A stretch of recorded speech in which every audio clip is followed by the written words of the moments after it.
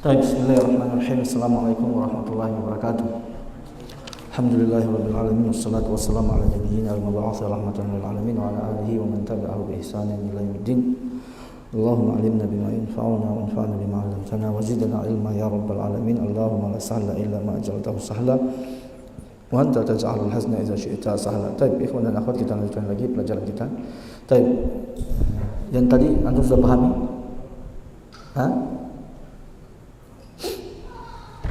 Akid? Paham? Baik, siapa bisa dari antum untuk membuat rangkuman berkaitan dengan yang kita jelaskan tadi? Karena penjelasannya ini agak agak rumit ya. Ya, penjelasannya ini agak rumit. Ya, metode yang disebutkan oleh mu'allif Allah Ta'ala berkaitan dengan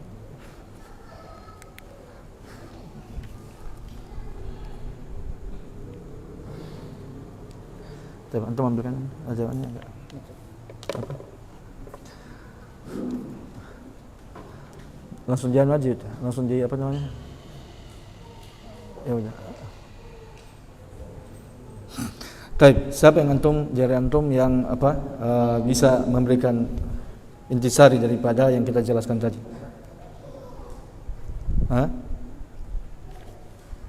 Imam, fadhal.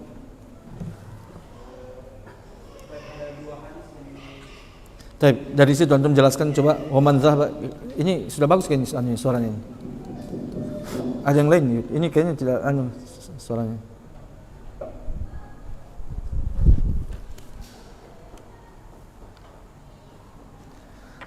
Baik, ya. Coba, antum baca, antum lihat buku antum, jelaskan kepada kita apa maksud daripada mu'allif waman zahaba madhhab tarjih. Baik.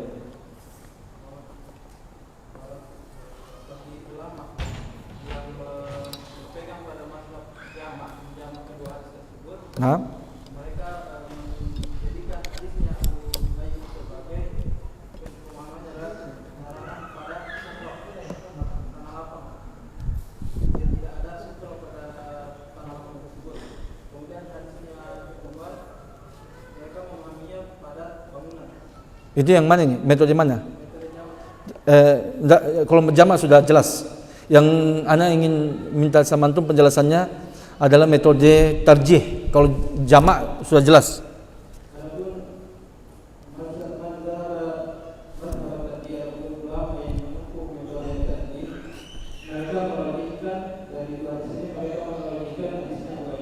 Baik, kenapa? Alasannya adalah ketika ada dua hadis yang bertentangan dan salah satu hadisnya terdapat menentukan hukum yang baru, ya. Dan hadis yang satunya adalah berkaitan dengan hukum asal atau barat tersebut. Hukum yang lama, gitu kan? Ya, bisa kita katakan begitu kan? Satu hadisnya menetapkan hukum yang lama, yaitu apa? Sesuai dengan bara'atul asli, itu kan hukum lama. Baik. Terus jika ada dua hadis yang bertentangan, satunya menetapkan hukum yang baru dan satunya lagi menetapkan hukum yang lama, dan tidak diketahui kronologisnya, maka yang didahulukan adalah hadis yang menetapkan hukum baru. Iya.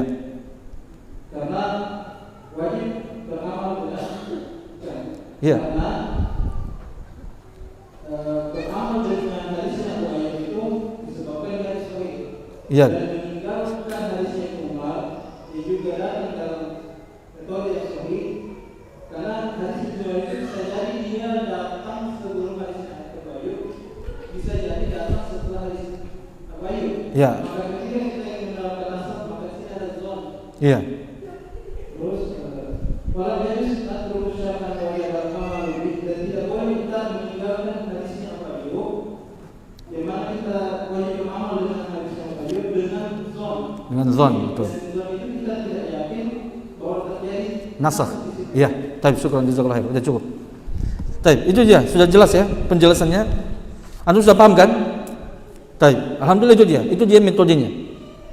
Ya, saya ulangi lagi supaya lebih mengingatkan atau memahamkan antum. Jadi metode tarjih yang beliau sebutkan ini, ya, mereka ulama yang menggunakan metode tarjih. Di sini adalah sebenarnya yang beliau sebutkan ini ucapan metodenya Imam Ibnu Hazm. Sebentar akan saya sebutkan. Ya. Taib, ya beliau mengatakan apa? apabila ada dua hadis yang saling bertentangan, dalam kasus kita ini adalah hadis siapa? Abu Ayyub Al-Ansari yang Nabi melarang untuk menghadap ke arah kiblat atau membelangi kiblat ketika buang air besar ataupun kecil, dengan hadis sahabat Abdullah bin Umar yang melihat Nabi buang air kecil menghadap ke arah itu membelakangi arah kiblat. Dan beliau mengatakan apabila ada dua hadis yang mana salah satu hadisnya mengandung penetapan hukum yang baru, dan hadis yang lama mengandung penetapan hukum yang lama, yang mana apa itu hukum lama? Yaitu hukum yang sesuai dengan bara'atul asliyah. Itu dia hukum yang lama tentang bolehnya. Bisa pahami? Dan tidak diketahui kronologisnya, siapa yang dahulu datang, sejarahnya, siapa yang dahulu datang, siapa yang terakhir datang. Maka beliau mengatakan jika terjadi keadaannya seperti ini, maka wajib untuk mengamalkan hadis yang menetapkan hukum yang baru. Kenapa? Karena dia wajib untuk kita amalkan karena dia dinukilkan dengan, atau hadisnya adalah hadis yang sahih itu. Karena dia datang dengan penukilan yang sahih yang diriwayatkan oleh orang-orang yang para rawi yang adil. Maka itu alasannya kenapa wajib untuk diamalkan. Wa tarkuhu, dan meninggalkannya hadis yang lain tersebut, hadis Ibnu Umar yang juga datang dengan metode periwayatan yang sahih yang diriwayatkan dengan orang-orang yang adil. Bisa dipahami kan? Dia itu mungkin saja datangnya tadi sebelum datangnya hadis yang Abu Ayyub, atau juga bisa jadi setelahnya. Bisa jadi kan? Benar enggak? Bisa jadi, ada kemungkinan. Maka kalau seperti begitu, maksudnya hadis Abdullah bin Umar ini ada kemungkinan datang sebelum ataupun setelah hadis Abu Ayyub Al-Ansari radhiyallahu anhu. Maka kalau seperti begini, maka wajib untuk kita falam yajuz, maka tidak boleh kita meninggalkan hadis yang mengandung hukum baru, yaitu hadis Abu Ayyub Al-Ansari secara syariat yang wajib untuk diamalkan. Betul kan? Karena hadisnya sahih, betul. Hanya dia berlandaskan zon, yang kita sendiri yang tidak diyakini bahwasanya yang berdasarkan zon yang tidak diyakini bahwasanya hadis yang tadi itu, hadis Ibnu Umar itu menasakh hadis sebelumnya, yaitu maksudnya hadis yang Abu Ayyub. Kecuali lau nuqila annahu kana ba'dahu, kecuali memang kita telah mendapatkan ilmu ataupun informasi bahwasanya hadis Abu Ayyub itu atau hadis Ibnu Umar itu datang setelah hadis Abu Ayyub. Tapi kalau memang ada dalilnya, tapi kalau cuma sekadar kemungkinan tidak bisa untuk menjadikan dalil itu dalil sebagai dalil kemungkinan. Makanya perhatikan, banyak orang yang kemungkinan begini, kemungkinan itu bukan dalil. Bisa dipahami kan? Kan kemungkinannya hadis Abu Ayyub dinasakh. Maka kita katakan kemungkinan itu bukan dalil. Kemungkinan yang bisa dijadikan dalil adalah kalau dia berlandaskan kalau dia zon itu berlandaskan berlandaskan dalil, ada dalilnya. Karena kemudian beliau mengatakan karena tidak semua zon itu bisa dijadikan sandaran terhadap hukum-hukum. Karena beliau mengatakan fa inna dzununa, karena zon-zon yang tastanidu ilaihal ahkam, yang hukum-hukum syariat itu bersandar kepadanya, itu mahdudatun bisyar'i, itu diberikan batasan oleh syariat. Maksudnya syariat itu memberikan batasan zon mana yang boleh dijadikan sebagai landasan dalam menetapkan hukum, bukan semua zon. Maksudnya yaitu allati tujibu rafuha wa ijabuha, yaitu maksudnya zon mana yang wajib, yang mengangkat hukum ataupun yang menetapkan ijabuha, itu maksudnya mewajibkan hukum. Walaysat hiya ayyu dhannin uttifaqa, tidaklah zon yang dijadikan landasan hukum semua zon yang disepakati, yang sesuai. Maksudnya semua zon dijadikan landasan dalam menetapkan hukum, tidak. Walidzalika yaqulun, sebab itulah para ulama berkata innal amal, ya, sesungguhnya beramal, lam yujib, ma di situ hapus, ya, itu tidak, itu ada, tidak ada ma di situ seharusnya. Innal yuriduna innal amala lam yujib bidzon, itu baru yang takbirnya yang sahih, ya. Bahwasanya amalan, para ulama mengatakan tidaklah wajib dengan zon. Kita beramal tidaklah wajib dengan zon. Wa inna ma wajaba bil asl maktu, hanyalah saja beramal itu wajib dengan apa? Aslul maktu. Sebentar dijelaskan. Ya, aslul maktu maksudnya yuriduna bidzalika, yang dimaksudkan oleh para ulama dengan ungkapan yang baru kita sebutkan itu, yuriduna bidzalika apa? Ya, at-tariq mana dia? Yuriduna bidzalika asyarul maktu. Maksudnya syariat yang maktu inilah, yang diyakini inilah, allazi aujabal amal bidzalika, yang mewajibkan amal dengan zon.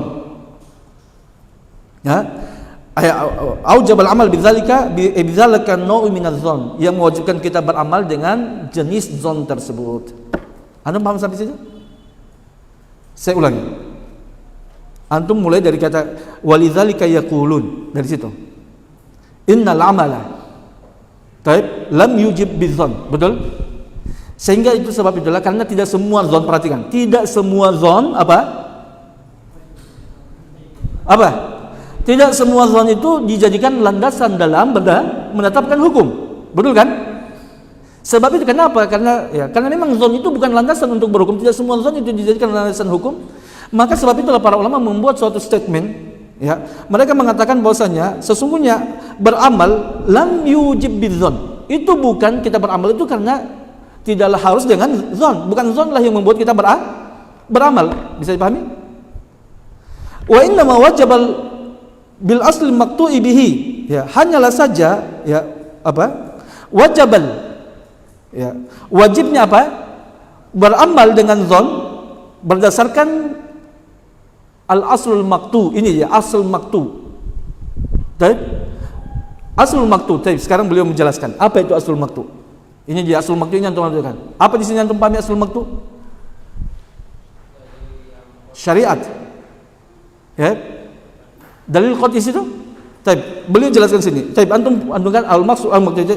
Yuriduna bidzalika. Ini kata-kata yuriduna bidzalika, beliau lagi menjelaskan apa yang beliau maksudkan al-aslul maktu itu tadi. Yang mau menjelaskan ta'bir yaquluna innal amala lam yujib bidzon inna ma wajaba bil asl maktu. Apa maksudnya? Yuriduna bidzalika, bahwasanya asyarul maktu. Al-aslul maktu itu adalah asyarul maktu. Paham enggak? Antum paham situ? Al-aslul maktu maksudnya apa? Maksudnya adalah bahwasanya syariat yang al-maktu yang sudah diyakini inilah, ya, alladzi, dialah yang mewajibkan beramal dengan salah satu zon tersebut, salah satu jenis zon tersebut. Maksudnya begini ya ikhwan, sekali lagi memang kata-katanya ini nanti perhatikan, ya. Kita wajib beramal, pertanyakan saya, kita wajib beramal dengan zon enggak, apa tidak? Yang antum pelajari selama ini, perhatikan. Antum tidak bisa antum mengatakan tidak wajib. Pertanyaan saya, wajib enggak kita beramal dengan zon? Jawab dulu. 1%. Wajib enggak beramal dengan zon? Maka perhatikan, ya. Wajib enggak beramal dengan zon? Zon mana yang dulu? Zon roji. Zon roji, pertanyaan, ya, oke lah. Kalau begitu, zon roji wajib. Pertanyaan saya, semua zon wajib nggak kita beramal dengan semua zon? Tidak. Zon yang wajib diamalkan adalah zon roji, betul? Sudah paham sampai situ? Dan para ulama tadi mengatakan bahwasanya, sekarang pertanyaannya, ya, siapa yang menetapkan wajibnya beramal dengan zon? Berarti tidak semua zon dijadikan patokan beramal, tapi ada satu jenis zon yang dijadikan patokan dalam beramal, yaitu zon roji. Pertanyaannya, zon manakah? Pertanyaannya, siapakah yang menjadikan zon roji itu wajib untuk diamalkan? Ya inilah syariat syariat al-maktu itu, al-asl maktu itu. Syariatlah yang mengatakan zon roji itu wajib untuk diamalkan. Antum paham? Jadi sekarang seakan-akan ya beliau mau menolak kalau antum mau mengatakan zon yang kita wajib beramal, kalau antum menjadikan zon sebagai dalil untuk beramal, ya, antum mau menjadikan zon sebagai dalil untuk beramal, itu tidaklah benar. Bisa dipahami enggak? Kalau antum mengatakan kita wajib beramal dengan zon, dan siapa yang mengatakan wajib beramal? Ya zon itu sendiri wajib kita beramalkan dengan zon. Berarti antum akan mengatakan wajib kita beramal dengan zon secara mutlak. Paham enggak? Karena zon itu pada dirinya sendiri adalah dalil. Antum menjadikan dia sebagai dalil. Berarti dialah yang mengizinkan, membolehkan. Berarti zon itulah yang antum jadikan sebagai dalil, ya, bizatihi, sebagai sandaran hukum. Berarti semua jenis zon boleh kita gunakan untuk berdalil. Zon rojikah atau zon yang marjuh. Bisa paham sampai situ? Tapi kita katakan bukan zon lah yang bukan zon lah yang membuat kita wajib beramal dengannya. Tapi yang menjadikan kita wajib beramal dengan zon itu adalah syariat. Adalah syariat. Dan syariat hanya memberikan batasan pada zon yang tertentu. Itu sudah selesai sampai situ. Anda paham sampai situ kan?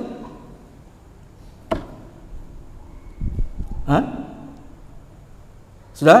Saya ulangi. Dari situ, makanya kita ulangi dari paling atas supaya antum lebih jelas. Fa inna dzununa, sesungguhnya zon jamak, ya. Zon semua zon berarti am ini kan? Maka semua jenis zon, ya, maka zon la tastaju ilaihil ahkam, itu tidak hukum-hukum itu tidak bersandar kepada zon itu. Bisa pahami?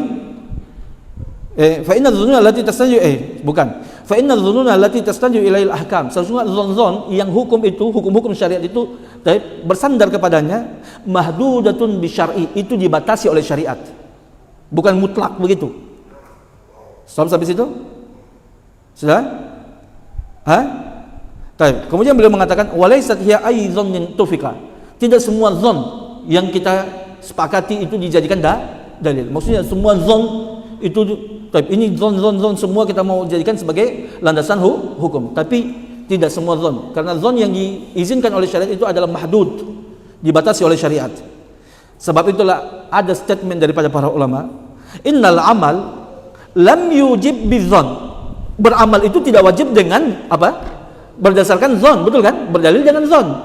Betul. Wa innama wajaba bil aslil maktub, bahwasanya kita wajib beramal dengan zon itu berdasarkan syariat. Maksudnya apa? Ini lagi dijelaskan lagi. Maksudnya adalah yang dimaksudkan oleh para ulama dengan statement tadi itu, bahwasanya asyarul maqtu'u bihi, syariat yang sudah diyakini kebenarannya inilah allazi yang aujabal amal, mewajibkan beramal bidzalikan nau'i minadz dzan, dengan salah satu jenis daripada dzan tersebut. Udah itu dia. Paham sampai situ? Wa hadhihi tariqah, udah selesai situ pembahasannya tadi itu, ya. Kemudian beliau mengatakan, menjelaskan ini wa hadhihi tariqah, dan metode ini allati qulnaha, yang kami telah jelaskan tadi. Allati qulnaha, yang telah kami paparkan itu tadi. Hiya tariqah, dia adalah metode Abi Muhammad bin Hazm al-Andalusi, yaitu metodenya Abi Muhammad Ibnu Hazm. Ini adalah metodenya Imam Ibnu Hazm al-Andalusi rahimahullah ta'ala. Wa hiya tariqatun jayyidatun, dan ini adalah metode yang sangat bagus, ya. Mabniyatun, yang dibangun ala usuli ahli kalam, ya, yang dibangun di atas usul ahli kalam al-fiqhi, yang dibangun di atas metode usul ulama alul fiqhi. Wa huwa raji'un, ya, dan itu kembali ila annahu la yartafi'u bisyak ma thabata bidalil syar'i. Jadi itu dia kaidah yang disebutkan oleh Ibnu Hazm tadi itu dibangun di atas kaidah la yartafi'u bisyak, tidak terangkat, ya, tidak bisa diangkat dengan keraguan ma thabata bidalil syar'i, sesuatu yang telah datang dengan dalil syar'i. Bisa pahami enggak? Ya, sesuatu yang para ulama ketika sudah tetap suatu dalil yang syar'i, sudah tetap suatu hukum yang ada dalilnya, maka hukum tersebut tidak bisa terangkat hanya dengan adanya zon tadi. Ya, bisa paham sampai itu enggak? Sudah? Sudah paham sampai situ? Ada yang mau tanyakan? Ini agak repot ini pembahasannya. Maksudnya apa? Penjabaran yang beliau jelaskan. Antum paham sampai situ?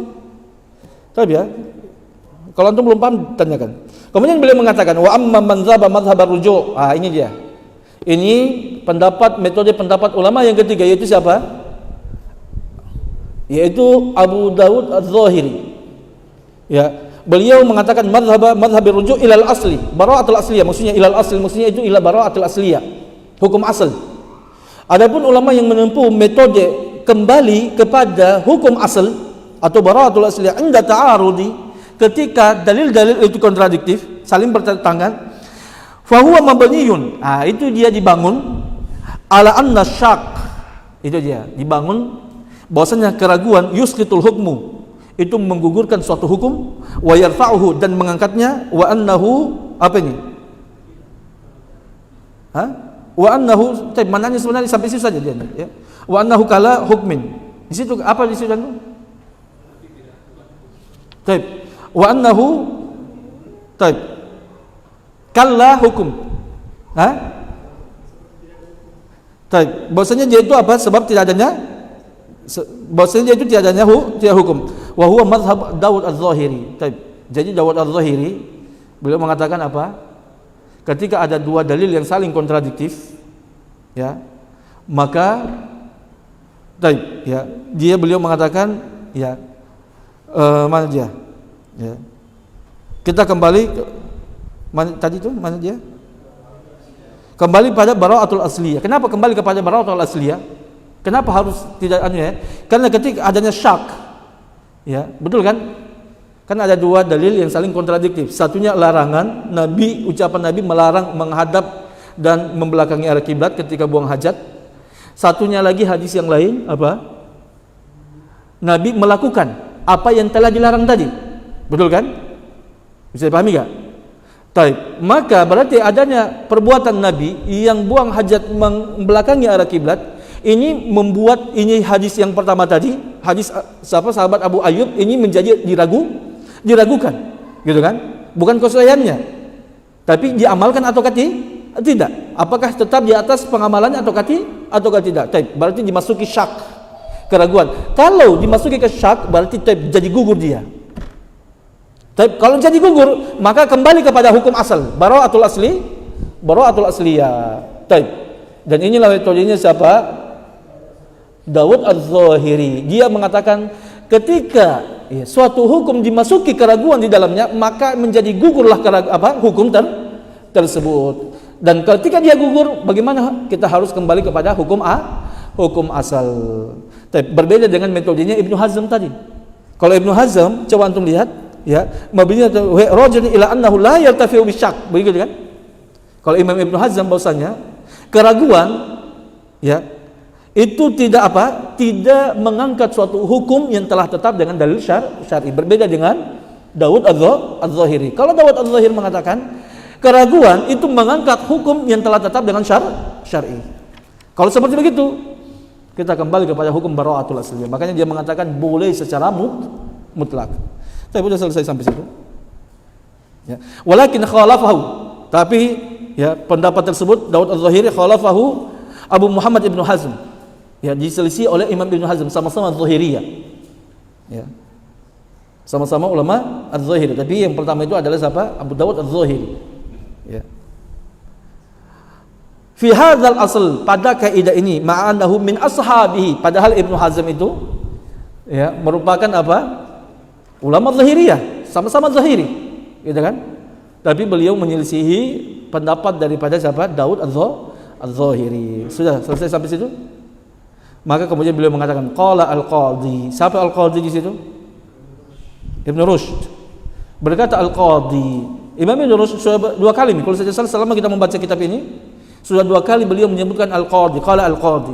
Ya, kalau bukan dua tiga kali, ya. Ketika pada pembahasan air dulu, kalau saya salah, ya, beliau juga mengatakan qala al-qadhi. Dan ketika Ibnu Rushd mengatakan al-qadhi dalam kitab beliau ini, maksudnya adalah beliau sendiri. Ya. Qala al-qadhi, taib, maksudnya al-qadhi itu adalah beliau sendiri, ya. Beliau mau mengatakan, berkata Ibnu Rushd, udah selesai. Jadi hanya beliau mengatakan dengan apa laqab beliau, ya, yaitu qala al-qadi. Berkata al-qadi. Maksudnya al-qadi itu adalah beliau sendiri, yaitu Ibnu Rushd al-Hafidz. Beliau mengatakan fa hadza huwa alladhi ra'ayna an nuthbitahu fi hadzal kitabi minal masail allati dhananna annaha tajri majral usul. Dan inilah pembahasan inilah yang kami pandang untuk kami tetapkan dalam kitab kami ini. Ya, maksudnya yang kami tulis, tetapkan itu maksudnya kami tulis, kami sebutkan dalam kitab kami ini minal masail, daripada masalah-masalah yang kami anggap allati dhananna, yang kami anggap annaha tajri majral usul, yang dia itu apa? Tajri majral usul, apa? Berjalan dalam qaidul usul? La. Majral usul itu bukan qaidul usul. Majral usul itu maksudnya pokok-pokok pembahasan. Ya, seperti yang sering kan beliau sebutkan. Coba antum lihat pada pembahasan-pembahasan sebelumnya, betul enggak? Sering mengatakan bahwasanya hadhil masail, begitu kan? Tajri majral usul. Maksudnya masalah ini adalah tajri majral usul. Tapi dia berjalan di jalan pokok apa? Inti-inti pembahasan. Majral usul itu maksudnya usul-usul pembahasan. Pokok-pokok, ya, pembahasan inti itu maksudnya. Sudah paham situ? Wahiyal lati nataqa biha asy-syar'u aktsar dzalika. Wahiyal lati, dan yang disebutkan oleh syariat itu lebih banyak lagi. Maksudnya itu yang beliau sebutkan itu, ya, itu yang cuma pokok-pokok pembahasan saja. Ya, yang dalam pembahasan Kitabut Thaharah ini. Padahal yang disebutkan oleh syariat nataqa biha syar'u itu lebih banyak, betul kan? Banyak. Ya. Tapi yang beliau tidak sebutkan dalam kitab beliau ini. Yang beliau sebutkan itu adalah apa? Yajri masail tajri majral usul. Itu dia. Masalah yang beliau mengatakan bahwasanya inilah masalah-masalah yang kami sebutkan dalam pembahasan ini. Maksudnya Kitabut Thaharah yang tadi disebutkan, dan masalah-masalah yang disebutkan itu adalah inti-inti masalah. Baik. Tajri majral usul, inti-inti daripada masalah-masalah tersebut. Baik. Wa hiya allati nataqa biha fi syari' aktsar min dzalika. Dan masalah-masalah yang disebutkan oleh syariat itu maksudnya yang datang dalilnya, penyebutannya dalam dalil itu lebih banyak lagi. Maksudnya tidak disebutkan oleh beliau, ya. Ani anna aktsaraha yata'allaqu bil mantuq bihi imma ta'alluqan qariban au qariban minal qarib. Itu maksudnya yang dimaksudkan beliau itu bahasanya, ya, anna aktsaraha, bahasanya kebanyakan daripada masalah-masalah taharah yata'allaqu bil mantuq bihi, yang berkaitan dengan al-mantuq yang disebutkan oleh syariat. Imma ta'alluqan qariban, apakah ta'alluqnya itu yang disebutkan apa, ya, kaitannya itu secara dekat ataupun jauh, itu maksudnya ta'alluqan qariban au qariban minal qarib. Qariban minal qarib itu au ba'idan, atau, ya, maksudnya masalah-masalah yang disebutkan oleh syariat, ya, itu sangat banyak sekali secara mantuk. Apakah apa, ya, mendekati pada pembahasan tersebut masalah ini ataukah lebih meluas, qaribul minal qarib. Wa in tadhkuruna, kemudian beliau mengatakan, dan jika kalian mengingatkan kami li syai'in min hadzal jinsi, ya, jika kalian wa in tadhkuruna atau tudzakiruna, terserah, ya, tapi yang tepatnya kayaknya tudzakiruna. Wa in zakar tazakkarna, tidak, berarti bukan. Nah, di situ dia maf'ulun bi. Ta itu dia apa? Ikhitab, mukhatabah kepada yang membaca kitab ini. Wa in tadhkuruna, azkara yuzkiru, tuzkiruna. Wa in tuzkiruna, dan jika kamu mengingatkan kami. Nah, di situ maf'ulun bi, tidak mungkin sebagai fa'il. Betul kan? Tidak mungkin sebagai fa'il di situ. Dia maf'ulun bi. Ya. Kalau fa'il apa? Zakarna, gitu kan? Tidak mungkin apa? Atau nazkuru, gitu kan? Wa in tuzkiruna, ya, mana tadi itu? Li syai'in, ya, jika kalian mau mengingatkan kami terhadap sesuatu daripada jenis ini, maksudnya pembahasan ini, masalah taharah tadi, kalian mau menyebutkan lagi kepada beliau, ya, asbatnahu, kami akan menuliskannya. Asbatnahu, ya, maksudnya kami akan tetapkan dia dalam kitab kami ini, maksudnya kami akan masukkan dia dalam kitab ini. Fi hadzal bab, pada bab ini maksudnya, ya. Kami akan, kalau kalian mau mengingatkan kami pembahasan apa lagi, maksudnya kurang begitulah, ya, maka kami akan masukkan dia dalam bab ini. Baik. Kemudian wa aktsaru ma awwaltu fi ma naqaltuhu min nisbati hadhil madhhab ila arbabiyah wa kitabul istizkar, dan mayoritas ma awwaltu fi ma naqaltuhu, dan paling banyak yang saya kembali, ya, yang saya kembali kepada apa-apa yang saya telah nukilkan daripada mazhab-mazhab tersebut kepada majikan-majikannya atau kepada orang-orang yang mengucapkannya, huwa kitabul istizkar, itu adalah kitab istizkar Imam Ibnu Abdul Bar. Beliau mengatakan, mau menjelaskan kepada kita bahwasanya masalah-masalah yang beliau sebutkan dalam kitab ini, ya, kemudian disandarkan kepada siapa? Kepada Imam Ahmad, Imam Syafi'i, itu beliau paling banyaknya menukilkan daripada kitab Al-Istizkar. Kalau antum mau, ya, asalnya kitab ini, ya, ini paling banyak diambilkan dan nukilkan daripada kitab Istizkar oleh siapa? Oleh Imam Ibnu Abdul Bar. Makanya kalau antum baca, antum ambil kitab tersebut, baru antum baca, maka antum akan dapatkan ucapan-ucapan yang Imam Ibnu Rushd rahimahullah taala sebutkan dalam kitab Bidayatul Mujtahid ini, paling banyaknya diambil daripada kitab Al-Istizkar. Baik. Sudah paham sampai situ? Wa mana aja? Wa anna qad abahtu, dan saya telah membolehkan liman waqa'a min zalika ala wahmin li an yuslihahu. Baik, beliau masyaallah, ya. Beliau mengatakan, dan saya telah membolehkan bagi orang yang mendapatkan daripada penukilan-penukilan tersebut ala wahmin li, ya, di atas dugaan saya, an yuslihahu, boleh dia perbaiki. Maksudnya kalau beliau kita ada orang yang mendapatkan kesalahan daripada penukilan-penukilan beliau ini, ya, apakah penyandarannya, ataukah sudut pandang pendalilannya, ya, ataupun isbahnya, maka beliau mengatakan saya perbolehkan bagi mereka untuk memperbaikinya. Insyaallah beliau, ya. Wallahul mu'inu wal muwaffiq. Allah Subhanahu wa taala yang memberikan pertolongan dan yang memberikan taufik. Nah, alhamdulillah kita sudah menyelesaikan, ya, satu kitab, ya, daripada Bidayatul Mujtahid, yaitu Kitabut Taharah. Kita sudah selesaikan semuanya, alhamdulillah, ya. Dan semoga ini memberikan, ya, manfaat buat kita semuanya berkaitan dengan pembahasan-pembahasan, yaitu taharah, baik daripada pembahasan wudu, kemudian masalah apa lagi? Pembatal-pembatal wudu, kemudian berkaitan dengan pembahasan-pembahasan air, kemudian pembahasan bersuci, ya, haid, gitu kan? Dan sampai pembahasan yang kita selesai bahas hari ini, yaitu berkaitan dengan masalah cara ataupun adab-adab beristinja. Dan beliau sebutkan di sini bahwasanya apa yang beliau sebutkan, ya, seperti yang kita sudah sebutkan dari awal-awalnya, ya, yang beliau sebutkan ini tidak semua pembahasan masalah fikih dia kumpulkan dalam kitab beliau ini, ya. Tapi yang beliau kumpulkan ini adalah seperti yang sering beliau katakan, ini adalah pokok-pokok ataupun inti-inti daripada pembahasan-pembahasan tadi. Ya, ketika berbicara masalah misalkan berbicara masalah wudu, maka beliau tidak akan membahas semua pembahasan-pembahasan berkaitan dengan bagaimana wudu tersebut, tapi yang dia datangkan adalah perkara-perkara pokok yang menjadi inti daripada pembahasan-pembahasan wudu tersebut. Baik. Sudah? Ada yang mau tanyakan itu? Kalau tidak ada, ya, insyaallah pekan depan kita sudah masuk pada bab, ya, atau kitab yang terbaru, yaitu Kitabus Shalah, ya. Kitabus Shalah, nanti kita akan masuk pada apa, ya, tentang apa namanya, tentang kewajiban sholat, kemudian adat-adat ataupun bilangan yang sholat, maksudnya bilangan sholat yang diwajibkan, ya, ini juga akan dibahas oleh mu'allif rahimahullah ta'ala. Apakah ada sholat yang diwajibkan selain daripada sholat lima waktu. Baik. Begitu juga pembahasan yang penting, ya, yaitu tentang hukum orang yang meninggalkan sholat.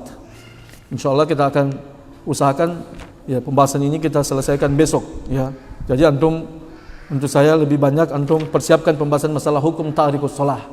Antum persiapkan memang, antum baca memang, kalau perlu tambahkan maklumat antum, ya, pengetahuan antum berkaitan pembahasan ini dalam kitab-kitab yang lain, supaya kita bisa lebih diskusikan. Jangan dengan metode yang ilmiah dan juga supaya diskusi kita jadi hidup. Baik ya. Baik, itu aja. Baik.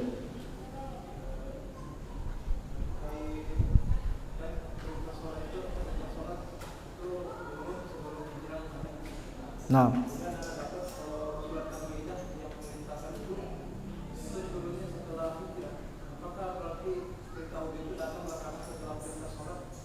perintah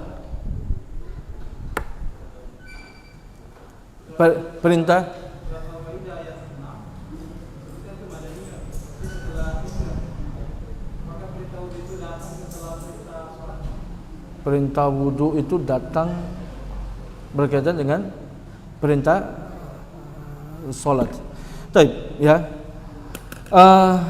Berkaitan dengan masalah perintah wudu apakah datang setelah perintah salat, ya. Anda pernah dapatkan penjelasan daripada para ulama berkaitan dengan masalah tersebut, ya. Bukan berarti ya, dengan terakhirnya turunnya surat Al-Maidah berkaitan dengan perintah wudu, ya. Itu datang terakhir menunjukkan bahwasannya wudu itu tidak disyariatkan di awal kewajiban salat. Tapi bisa dipahami artinya? Ya. Karena Nabi Shallallahu Alaihi Wasallam sudah menentukan bahwasanya tidak ada salat kecuali dengan wudu. Antum bisa pahami enggak? Tapi untuk menetapkan suatu hukum itu kan bukan cuma daripada ayat Al-Qur'an, tetapi juga daripada hadis Nabi Shallallahu Alaihi Wasallam, dan Nabi Shallallahu Alaihi Wasallam sudah menetapkan bahwasanya tidak ada salat kecuali dengan wudu. Ya, maka bukan berarti turunnya terakhir daripada surat Al-Maidah itu menunjukkan bahwasanya wudu itu nanti diwajibkan di kota Madinah. Tidak menunjukkan hal tersebut. Ya, karena kenapa? Turunnya surat Al-Maidah itu bukan cuma berbicara tentang wudu saja, betul kan? Tetapi di situ juga berkaitan tentang apa? Ya, tentang pembatal wudu juga, bagaimana hukum bersentuhan dengan perempuan. Jadi bukan berarti, ya, kalau mungkin antum menanyakan, kalau begitu untuk apa surat Al-Maidah itu turun lagi membahas masalah wudu? Gitu kan? Kalau memang wudu sudah dibahas oleh Nabi Shallallahu Alaihi Wasallam di awal-awal syariatnya sholat, maka kita katakan bahwasanya berkaitan dengan masalah surat Al-Maidah itu bukan cuma berkaitan dengan perintah untuk wudu, ada hukum yang lain yang diturunkan oleh Allah Subhanahu wa Taala. Itu salah satu, ya, yang dijelaskan oleh para ulama berkaitan dengan pertanyaan antum tadi. Baik. Ada lagi? Nah.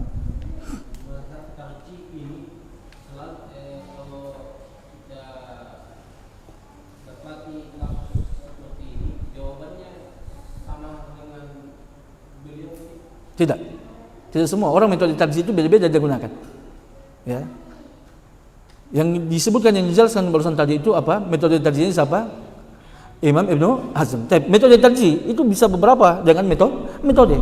Bisa jadi sebagian para ulama ada yang mentarjih, misalkan kalau hadis yang diriwayatkan oleh Imam Bukhari dan Imam Muslim muttafaqun alaih, dan hadis yang lain itu diriwayatkan misalkan oleh ulama-ulama yang lainnya selain daripada Imam Bukhari dan Imam Muslim, maka lebih mereka menguatkan mentarjih hadis Bukhari dan Imam Muslim. Jadi metode tarjih itu banyak, ya.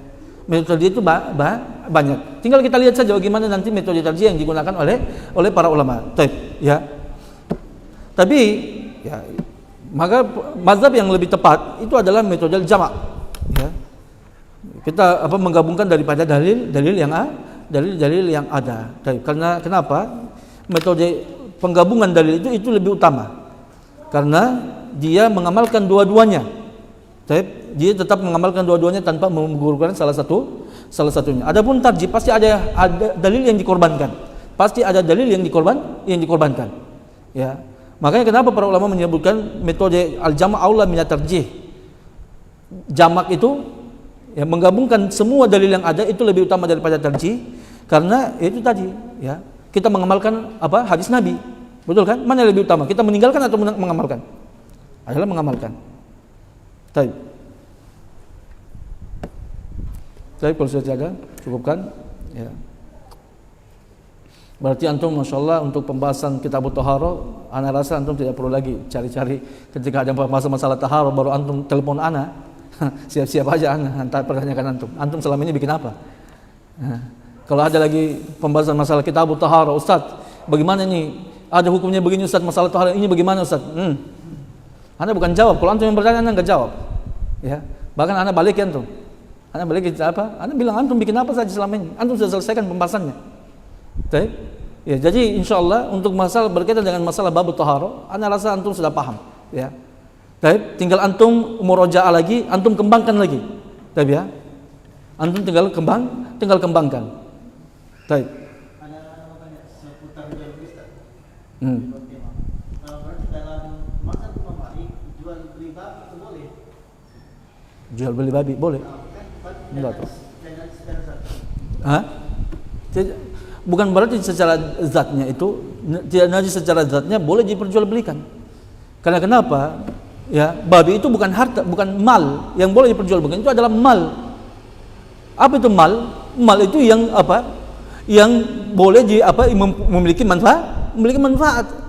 Bisa antum gunakan untuk dikonsumsi. Tapi tujuannya antum jual beli babi kan untuk dimakan. Pertanyaannya, boleh enggak dimakan babi? Antum apa? Tapi Nabi sallallahu alaihi wasallam sudah mengharamkan apa? Nabi sallallahu alaihi wasallam mengharamkan jual beli babi. Nabi sallallahu alaihi wasallam mengharamkan harga daripada babi. Tidak boleh. Sudah datang larangan daripada Nabi sallallahu alaihi wasallam. Jadi tidak perhatikan, ya. Tidak semua yang kita katakan hukumi suci itu boleh diperjualbelikan. Ya. Boleh diperjualbelikan. Ya. Makanya salah syaratnya adalah satu, ya, yang boleh diperjualbelikan tidak ada larangan daripada syariat. Syariat itu Nabi sallallahu alaihi wasallam sudah melarang daripada jual beli babi. Harga babi dilarang Nabi sallallahu alaihi wasallam. Antum boleh ambil babi tapi jangan dibeli. Antum tangkap pergi ke semakan ular, boleh kalau itu. Tidak boleh untuk jual beli, tidak boleh, kan? Ya. Antum beli babi, ya, antum beli babi. Uang yang hasil pembelian tadi itu haram, tidak boleh dianukan. Ya.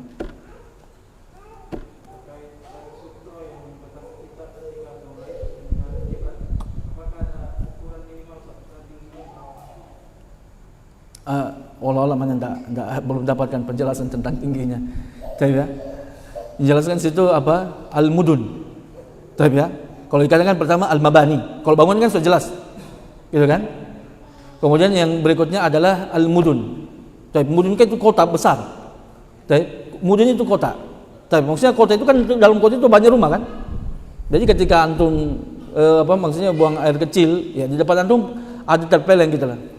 Artinya kalau masalah batasan seperti kalau sutro kita mau antara kita dengan arah kiblat ketika buang air, wallahu alam bisawab, ya mungkin setinggi daripada tubuh kita ketika kita saya belum dapat itu bagaimana ya batasannya, ya. Tapi mungkin tidak boleh lebih pendek daripada wajah kita. Karena kalau kita lebih pendek daripada wajah kita, ya kadar minimalnya itu apa? Kadar minimalnya itu adalah menutupi kepala. Karena kalau masih wajah kita begini, berarti wajah kita menghadap ke arah kiblat. Tidak ada pembatas antara diri kita dengan kiblat, ya. Baik. Ada lagi enggak? Sekiranya antum.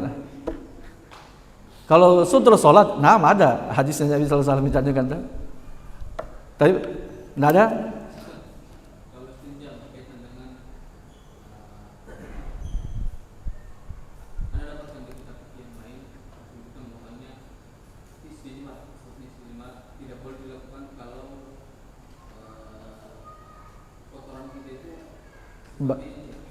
Iya, basah. Seperti yang kita bahas sudah kemarin.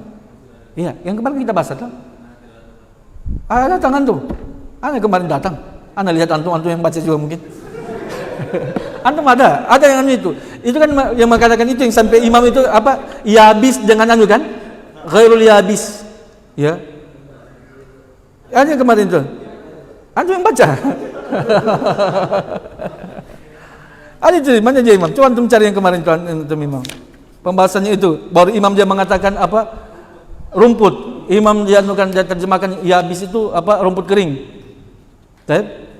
Pembahasan apa ya kemarin itu? Ini. Tentang ini dia, apa masalah ini dia, ya. Fi syai'il ladzi tuzal. Bab Rabi, ya. Tentang sesuatu yang apa? Yang dihilangkan dengannya. Baik ya. Ya, itu dia. Nah, kalau sesuatu yang cair, ya, maka tidak bisa dihilangkan dengan apa? Dengan istijmar, batu. Jangan yang tadi. Dia hanya bisa dihilangkan dengan air. Kalau yang dengan batu itu adalah apa? Yang kering atau yang padat. Okay? Yang itu dia. Kencing, makanya saya berikan contoh kencing tidak boleh. Ya?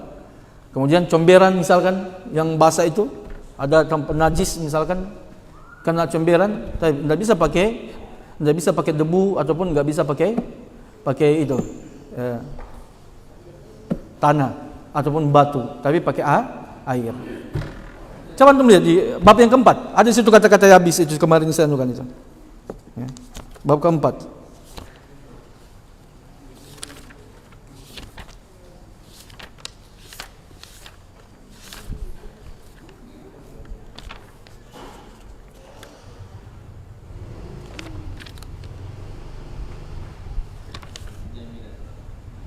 Ini coba antum lihat.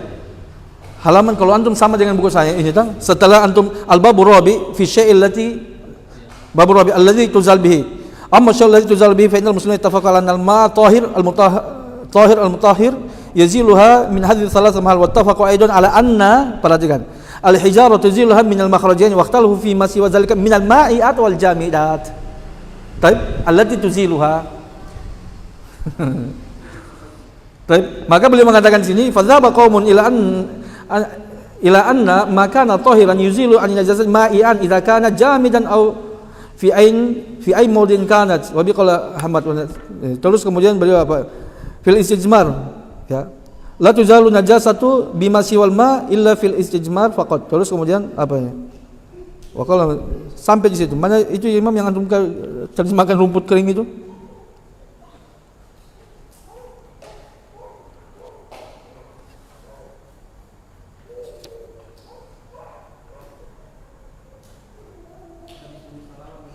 Hah? Hah?